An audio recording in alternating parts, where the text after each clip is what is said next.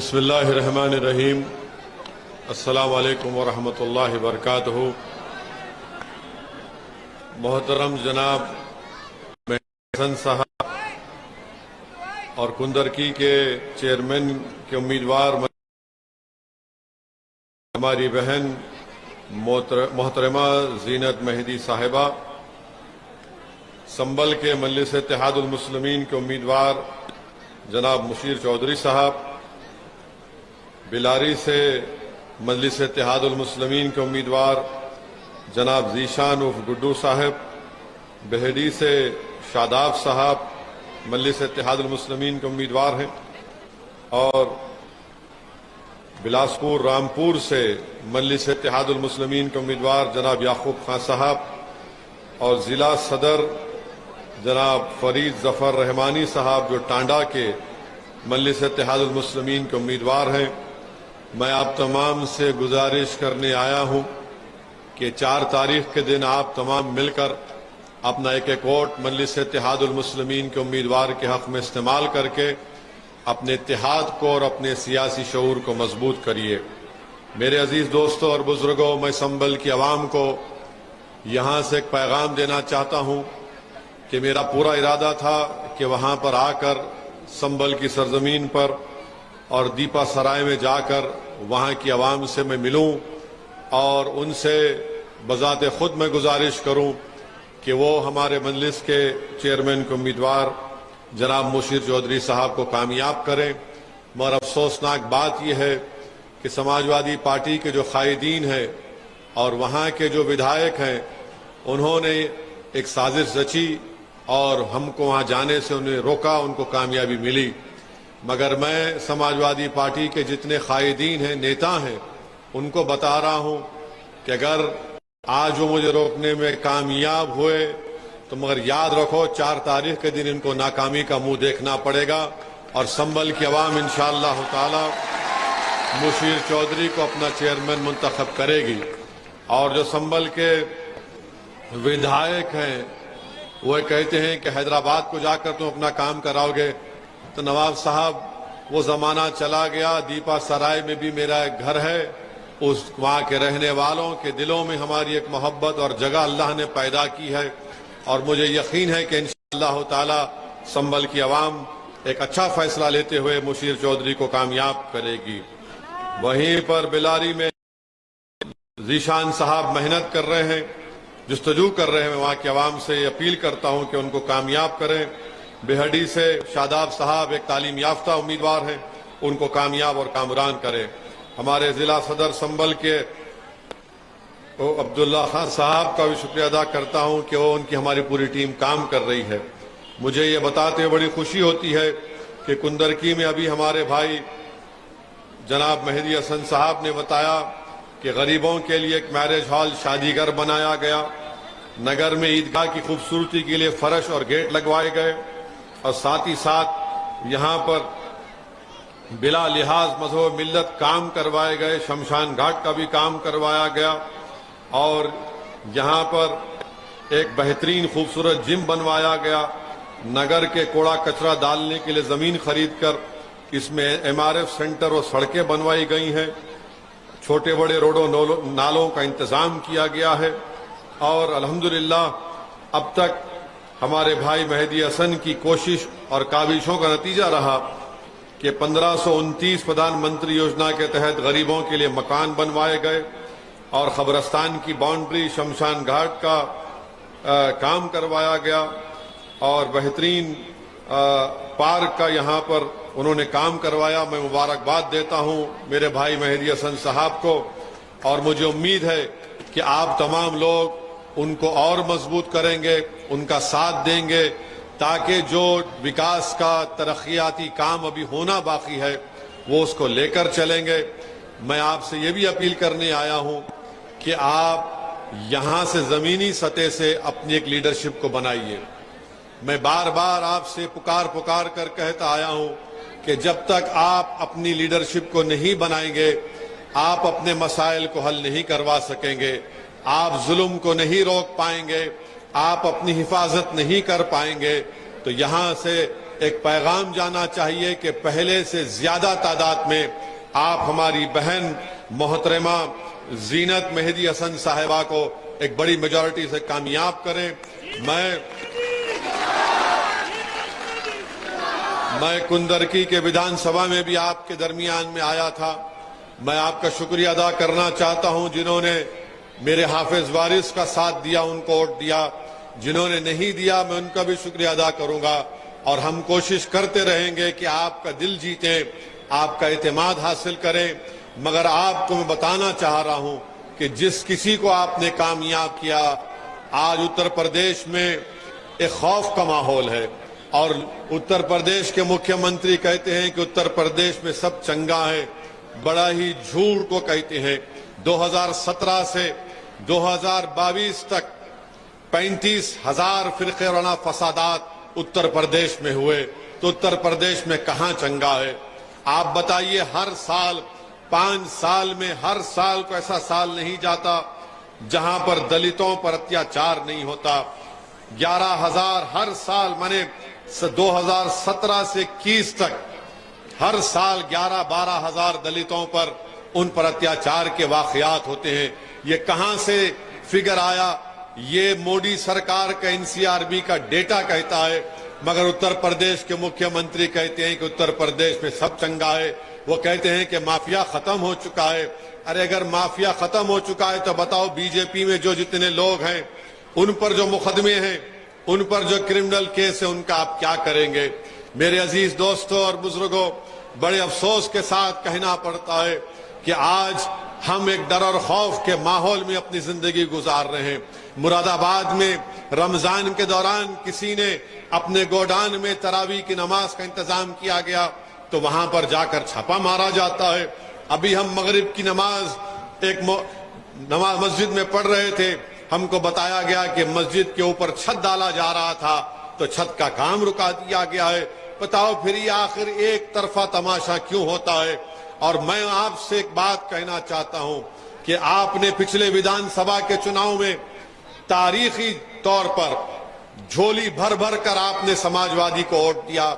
मैं कुंदरगी के जलसे में जब मेरे हाफिज वारिस के लिए आपसे वोट की अपील कर रहा था, मैं आपको याद दिलाना चाहता हूं, मैं आपसे कह रहा था, पुकार पुकार कर कहा कि यकीन करो मेरी बात का कि ये समाजवादी पार्टी बीजेपी को नहीं रोक पाएगी। मगर आपने कुछ और फैसला लिया। हम आपके फैसले की इज्जत करते हैं, मगर बताओ, इतनी बड़ी तादाद में आपने वोट दिया तब भी बीजेपी कामयाब हो गई। और जब कामयाब हो गई तो समाजवादी का कोई नेता आता नहीं है। समाजवादी के कोई नेता में इतनी हिम्मत नहीं है कि वो गलत को गलत बोल सके, जुल्म को जुल्म बोल सके और मजलूमों का साथ दे सके। आज यही वजह है कि आपने वोट तो दे दिया उनको, किसी को आपने अपना विधायक बना लिया, मगर उनकी जबान नहीं खुलती।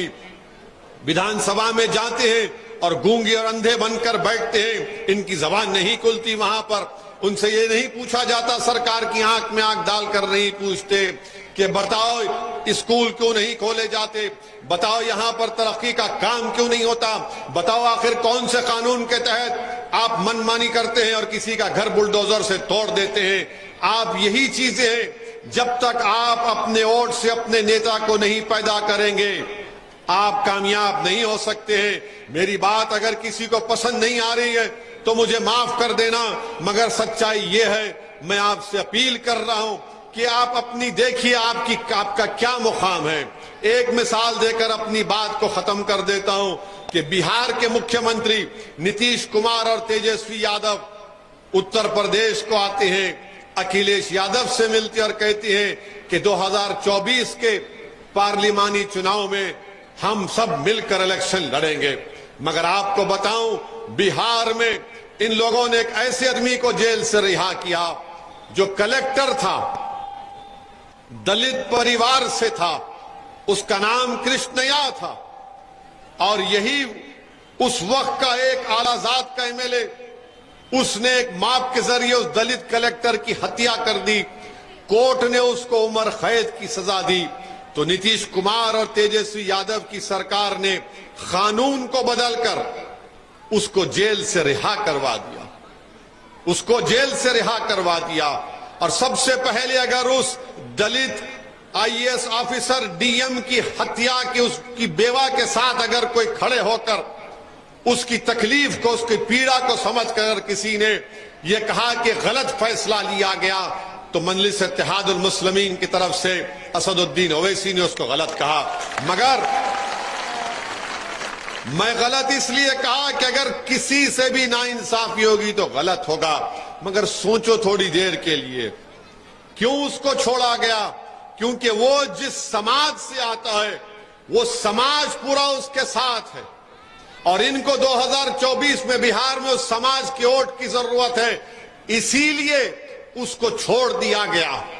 बिल्किस बानो को जिन्होंने रेप किया, हामिला थी बिल्किस बानो, उसका रेप हुआ, उसकी मासूम बच्ची को उसकी आंखों के सामने उसका कत्ल किया गया। बिल्किस बानो के रिश्तेदार महिलाओं का रेप हुआ और उनका कत्ल हुआ। उसके कातिलों को गुजरात की बीजेपी की सरकार छोड़ देती है। क्यों छोड़ती है? क्योंकि छोड़ने वालों की ताकत थी। वो कातिल थे, मुजरिम थे, मगर छोड़ा इसलिए क्योंकि उनके पास सियासी ताकत थी। अब थोड़ी देर के लिए अपने सीनों पर हाथ रखकर बताओ, क्या तुम में वो ताकत है? क्या तुम में वो ताकत है? बताओ। तुम में वो ताकत नहीं है। तुम्हारे आंसुओं की कीमत नहीं है। तुम्हारे उस उजड़े हुए घरों की जो बुलडोजर से तोड़ दिया जाता है उसकी कीमत नहीं है। तुम्हारी तकलीफ की कोई अहमियत नहीं है, क्योंकि तुम एक सियासी ताकत नहीं बन रहे हो। असदुद्दीन ओवैसी पर इल्जाम लगता है, लगने दो। मुझे इन इल्जामात की परवाह नहीं है, क्योंकि एक दिन अल्लाह फैसला करेगा और जो लोग इल्जाम लगा रहे हैं उनको अल्लाह के दरबार में उसको साबित करना पड़ेगा। मगर सुनो मेरी इस बात को, मैं तुम्हें ये इसलिए नहीं कह रहा हूं कि तुमको जज्बात में लाकर थालियां हासिल करो। मैं तुम्हारे थालियों का मोहताज नहीं, मैं तुम्हारा इत्तेहाद चाहता हूं। मैं तुम्हारी ताकत, तुमको ताकत बनते हुए देखना चाहता हूं कि मेरी आंख अल्लाह बंद करने से पहले उत्तर प्रदेश में आप एक सियासी ताकत बने। अरे अगर हर समाज का एक नेता हो सकता है तो आप क्यों नहीं हो सकते? क्यों नहीं हो सकते आप? क्या आप अखिलेश यादव की गुलामी करेंगे जिंदगी भर? क्या आप बीजेपी, योगी और मोदी से डर कर किसी का साथ देंगे? सोचो। बिल्किस बानो के कातिलों, बिल्किस बानो के असमत रेजी करने वालों को छोड़ दिया गया। एक दलित आईएएस ऑफिसर को मारने वाले को छोड़ दिया गया क्योंकि उसमें सियासी ताकत थी। आज आप देख रहे हैं कि पुलिस की कस्टडी में हथकड़ियां, जंजीर लगी हुई है, उनको कत्ल कर दिया जाता है और कोई आवाज नहीं उठाता। और कौन आवाज उठाता है? जिसको बी टीम कहते वो आवाज उठाता है, जिसको गाली देते वो आवाज उठाता है, जिसके ताल्लुक से नहीं मालूम क्या क्या कहा जाता है, हम आवाज उठाते हैं। हम पूछते हैं कि कैसे हुआ?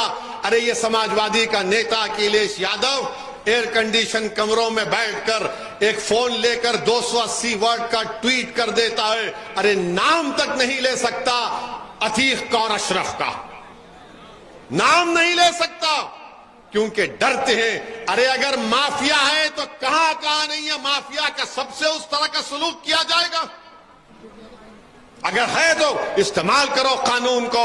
मगर ये जो उत्तर प्रदेश की सरकार ने ये जो पॉलिसी बनाई है कि गोली का जवाब गोली से देंगे, तो मैं उत्तर प्रदेश के मुख्यमंत्री से पूछना चाहता हूं कि गांधी को मारने वाले का नाम गोडसे था।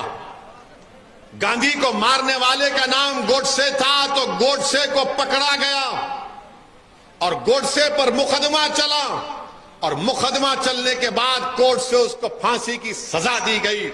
इसको बोलते हैं कानून की कामयाबी। गांधी से बड़ा कोई नेता नहीं हो सकता इस देश में। गांधी से बड़ा बाबा साहब अंबेडकर थे, मगर गांधी को मारने वाले को हमने कोर्ट में केस चलाया। राजीव गांधी को बम सुड़ाने वालों को केस चलाया, जेल में रखा चेन्नई में।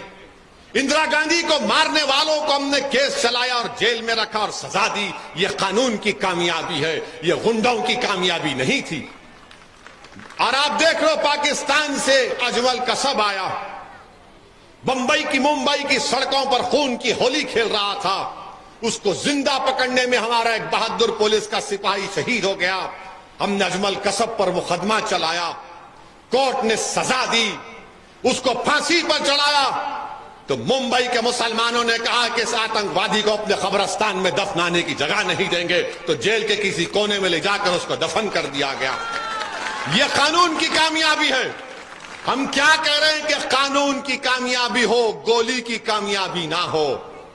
देश चलेगा तो संविधान से चलेगा, देश चलेगा तो कानून के मुताबिक चलेगा।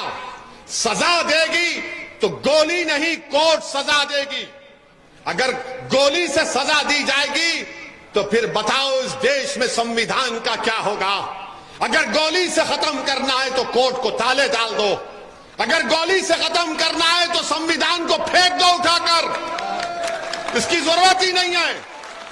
मेरे अजीज दोस्तों और बुजुर्गों, अगर मरने वाले का नाम अतीक और अशरफ नहीं होता, हमारा किसी का नाम राजू और राम भी होता, तो सदुद्दीन ओवैसी इसी तरह से मुखालिफत करता। क्योंकि मेरा मानना यह है कि भारत के लोकतंत्र में कामयाबी उस वक्त होगी जब संविधान कामयाब होगा, जब कोर्ट से सजा दी जाएगी, जब कानून के मुताबिक किसी का घर तोड़ा जाएगा। मनमानी नहीं होनी चाहिए। अब आप बताइए, एक मुख्यमंत्री हैं, धर्मगुरु भी हैं, और वो विधानसभा में खड़े होकर गुस्से में लाल पीले हो जाते हैं, मिट्टी में मिला देंगे, मिट्टी में मिला देंगे। क्या ये जेब देता है एक मुख्यमंत्री को, एक धर्मगुरु को, कि बोले कि हम मिट्टी में मिला देंगे? अरे हम तो मिट्टी से, हमारे रब ने हमको बनाया, हमारे रब ने हमको मिट्टी से बनाया।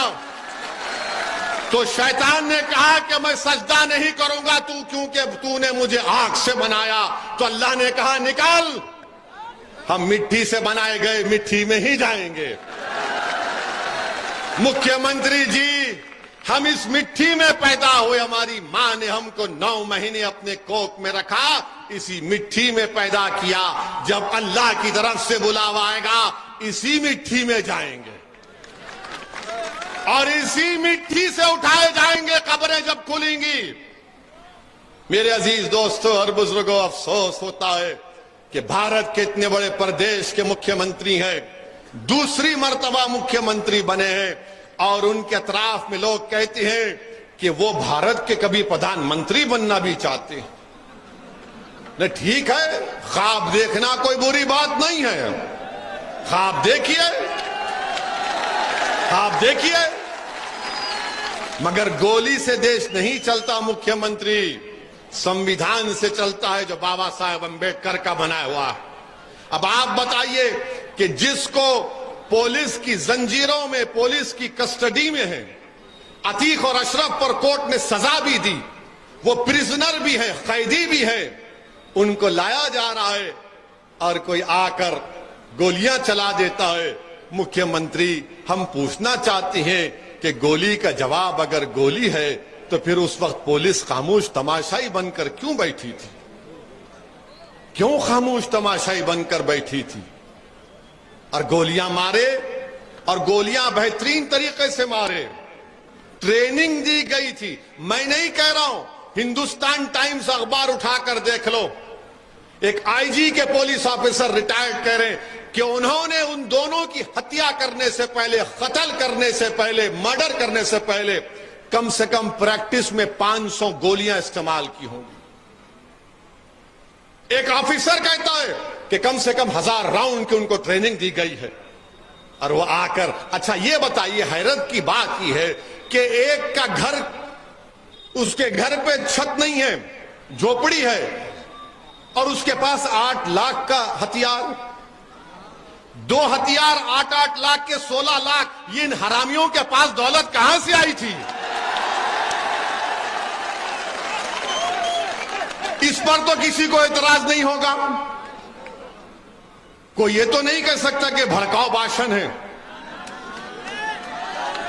बोल सकते ना उनको, बल्कि और ज्यादा कहता हूं, ये गोडसे की नाजायज औलाद है। इसलिए कि गोडसे भी गोली से ना गांधी को खत्म नहीं किया। क्यों खत्म किया? क्योंकि गोडसे जानता था कि गांधी हिंदू मुसलमान इत्तेहाद की कोशिश करता था। तो गोडसे को पसंद नहीं आया, बोले गोली मारो इसको। एक ज़ईफ बूढ़े को गोली मार दी गई। अरे गोली चलाने वालों सुनो, तुम गोली से सच्चाई को खत्म नहीं कर सकोगे। तुम गोली से तुम अपने आइडियोलॉजी के एम्स एंड ऑब्जेक्टिव्स को हासिल नहीं कर पाओगे। तुम गोली नहीं चला रहे हो, तुम संविधान पर गोली चला रहे हो, तुम देश की अदालत पर गोली चला रहे हो, तुम उन बहादुर पुलिस वालों पर गोली चला रहे हो जो देश में जितने गुंडे हैं, माफिया, उनको कानून के तहत सजा दिलाना चाहते हैं। मगर ये काम हो गया और उन्होंने क्या किया? गोलियां चलाई, हथियार फेंका, सरेंडर सरेंडर सरेंडर।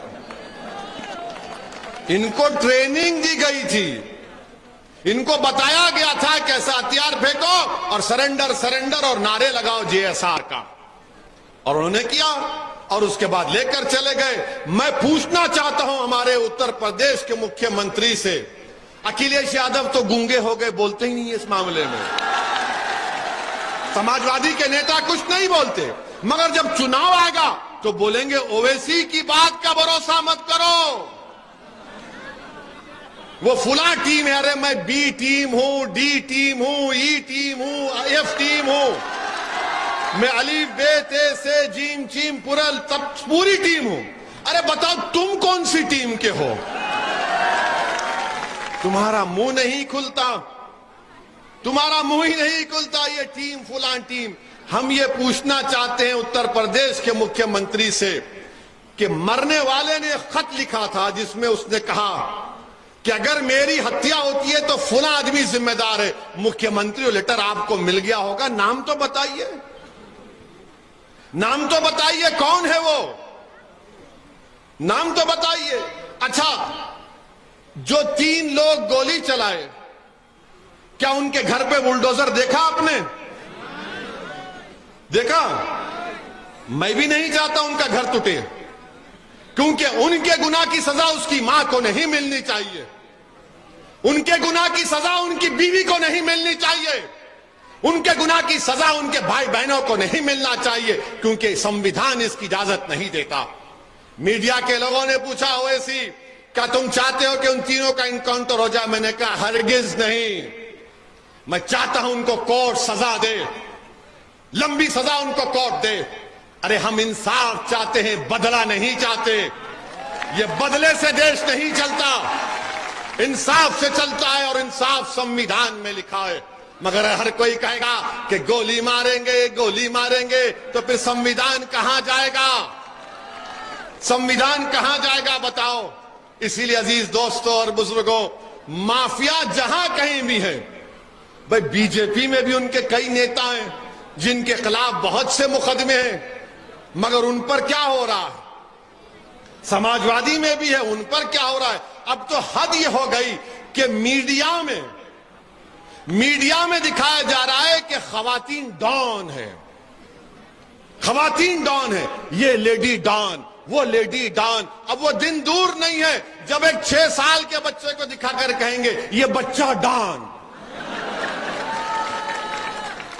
ये बच्चा डॉन। बताओ कितनी नफरत आप करेंगे।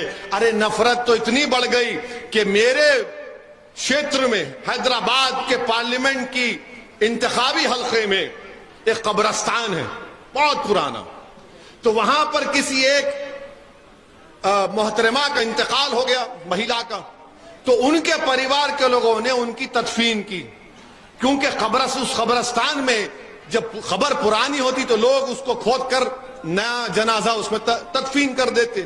तो उन्होंने, रास्ता भी था, तो उन्होंने क्या किया, दफनाया, उस पर एक जाली लगा दी, जाली लगा दी, ताकि वो रास्ता भी खराब ना हो और कोई लोग उनकी खबर को ना खोद के दूसरे जनाजे को तदफीन करें। हमारी मीडिया ने क्या किया, उन्होंने मन की बात कर दी, और उनकी मन की बात क्या थी, बता दिया कि हैदराबाद का कब्रिस्तान हमारे पड़ोसी मुल्क का है। पड़ोसी मुल्क का है, और कहा कि उस कब्रिस्तान में इसलिए जो जाली लगाई गई क्योंकि नाउजुबिल्लाह कोई उस जनाजे को निकालकर उससे बदफेली करना चाहता था। अस्तगफिरुल्लाह। मगर आप बताइए, जब हमने वीडियो किसी को बोलकर आ गया कि हैदराबाद का है, अब मीडिया वाले खामोश हैं, सन्नाटा छा गया। अरे शर्म करो, डूब मरो तुम लोग, डूब मरो तुम लोग। अरे कब्रिस्तान इंडिया का, हैदराबाद का, और बता रहे हैं वहां का। अरे तुमको इतनी मोहब्बत क्यों है पाकिस्तान से, हमको तो नहीं है।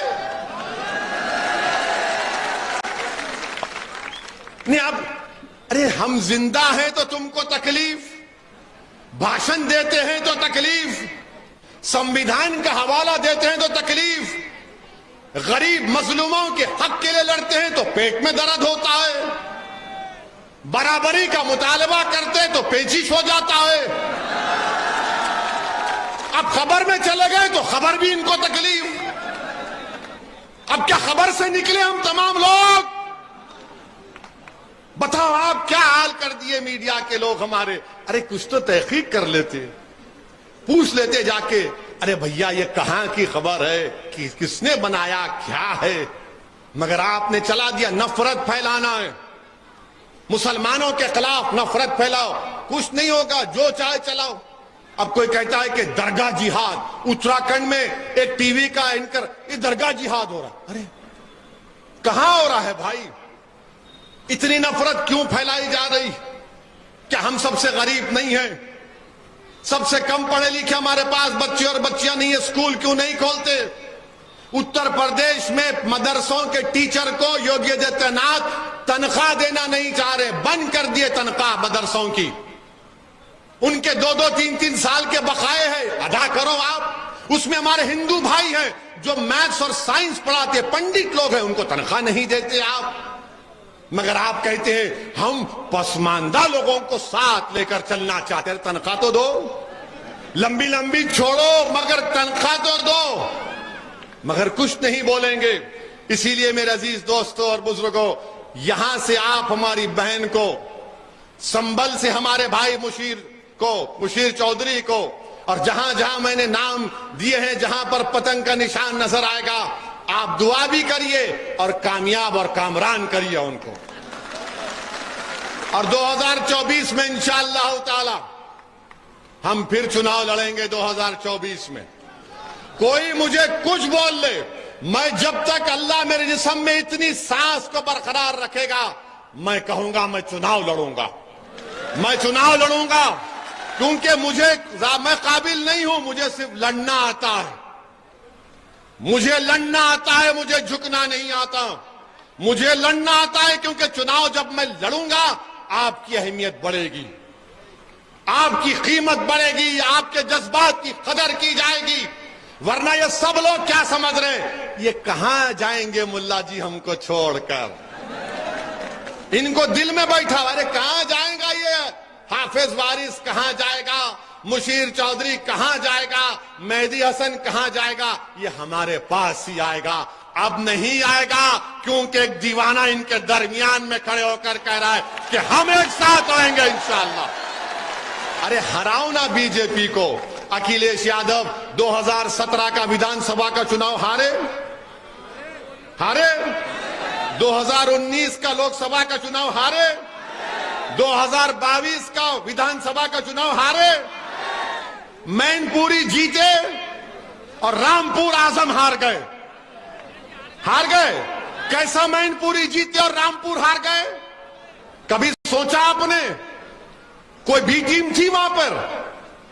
सोचो मेरे भाई, बेवकूफ बनाया जा रहा है, आपको जज्बात से खेला जा रहा है। अरे हम भी नहीं चाहते कि दोबारा बीजेपी की सरकार पूरे देश में बने। और अगर सच्चाई को बयान करूं तो सबसे ज्यादा वोट किसने दिया बीजेपी को 2024 में? अखिलेश यादव के यादवों ने दिया, सबने दिया। सबसे कम किसका वोट मिला? तो हमारा। ये CSDS का डेटा है। मगर 2024 में अगर रोकना है तो बीजेपी को उसके आइडियोलॉजी से मुकाबला करो। नहीं करेंगे, बोलेंगे नहीं, अंधेरे का मुकाबला अंधेरे से करेंगे। जुल्म का मुकाबला जुल्म से करेंगे। अरे अहमकों की बस्तियों में रहने वालों, अंधेरे का मुकाबला रोशनी से होता है, जुल्म का मुकाबला संविधान से होता है। कमजोरों को अगर इज्जत मिलेगी तो संविधान मजबूत होगा। जो कमजोर होगा वो तुम्हारी आंखों में मजबूत होना चाहिए। जो आखिर होगा उसको सामने लाने का काम तुमको करना चाहिए, मगर तुम वो सोचते नहीं हो। तुम सिर्फ हमारे वोट की भीख मांगते हो, और जब वोट लेते हैं तो क्या कहते हैं, भाइयों बहनों जिंदगी मौत का मामला है, जिंदगी मौत का मामला है। और जब चुनाव हो जाते हम रोज मरते हैं, रोज घर टूटता है, रोज किसी को झूठे इल्जाम में पैर पर गोली मार दी जाती है, किसी को डराया जाता है। अरे बताओ ये कौन सी जिंदगी गुजारने पर हमको मजबूर कर रहे हो? ये अगर ये देश के 75 साल की आजादी का जश्न अमृत उत्सव मना रहे हैं तो क्या कानून की बालादस्ती रहेगी? ये देश रूल ऑफ लॉ से चलेगा या बंदूक की गोली से चलेगा? अगर संविधान को बचाना है तो देश संविधान से चलना चाहिए। तो मेरे अजीज दोस्तों और बुजुर्गों, मेरी आपसे गुजारिश है कि आप 4 मई के दिन सुबह के अवलीन सातों में अपने घर से निकलकर अपना एक वोट मंजिल हमारी बहन को पहले से ज्यादा मेजॉरिटी में इनको कामयाबी दिलाइए। और आप देखते हैं, और आप देख चुके हैं कि मेहदी हसन साहब ने कोई ऐसा काम नहीं किया जिससे किसी को तकलीफ हो सके। सबको साथ लेकर काम किया। कब्रिस्तान का काम किया तो शमशान का भी काम किया। मगर मोदी जी ने क्या कहा, कब्रिस्तान शमशान। मोदी जी कभी यहां आकर देखो, हमने आपको गलत साबित कर दिया। हमने कब्रिस्तान का भी काम कराया, शमशान का भी काम कराया। हमने जनरेटर लगाया ताकि सबको 4 घंटे लाइट मिल सके। ये काम अल्हम्दुलिल्लाह यहां पर हुआ है। मैं मुबारकबाद देता हूं हमारे भाई मेहदी हसन साहब को, और आपसे फिर से गुजारिश करता हूं कि 4 तारीख के दिन अपने एक वोट का इस्तेमाल करिए। और मैंने आपसे वादा किया था कि मैं उत्तर प्रदेश छोड़कर नहीं जाऊंगा। पिछले बार विधानसभा असेंबली के इलेक्शन में मेरी गाड़ी पर गोलियां चलाई गई थी। मैंने उस वक्त भी कहा था कि गोलियां मेरे हौसले और अज़म में कमी नहीं पैदा कर सकती हैं। मैं जब इस दुनिया में आया हूं तो जाऊंगा एक दिन। अल्लाह मुझे अगर शहादत का रुतबा देगा तो उससे बड़ी माने मेरी कामयाबी नहीं हो सकती है, उससे बड़ी कोई कामयाबी नहीं हो सकती है। और अल्लाह जिंदा रखेगा तो बेबाक तरीके से मजलूमों के हक के लिए लड़ता आया हूं और लड़ता रहूंगा। मेरी नजर में कोई हुकूमत है, अगर हुकूमत गलत काम करेगी तो भारत का संविधान जिसको बाबा साहेब अम्बेडकर ने बनाया मुझे इस बात का हक देती है कि मैं गरीब और मजलूमों के हक के लिए लड़ूं। मेरे अजीज दोस्तों और बुजुर्गों, अपने हौसलों को बुलंद रखिए। डरने और घबराने की जरूरत नहीं है। ये जुल्म खत्म होगा, याद रखो। आप उम्मीद से रहो, जुल्म खत्म होगा। किसी शायर ने अच्छा कहा था, साहिर लुधियानी ने कहा था कि जुल्म फिर जुल्म है, बढ़ता है तो मिट जाता है। खून फिर खून है, टपकेगा तो जम जाएगा। खून फिर खून है, टपकेगा तो जम जाएगा। मगर जो लोग जुल्म कर रहे हैं, जुल्म की रात ज्यादा नहीं होती है, जुल्म की रात ज्यादा लंबी नहीं होती है। इंशाअल्लाह ताला इंसाफ का सूरज निकलेगा, इंसाफ का सूरज निकलेगा और सब पर चमकेगा। ये जुल्म की अंधेरी रात खत्म होगी इंशाअल्लाह ताला। मेरे अजीज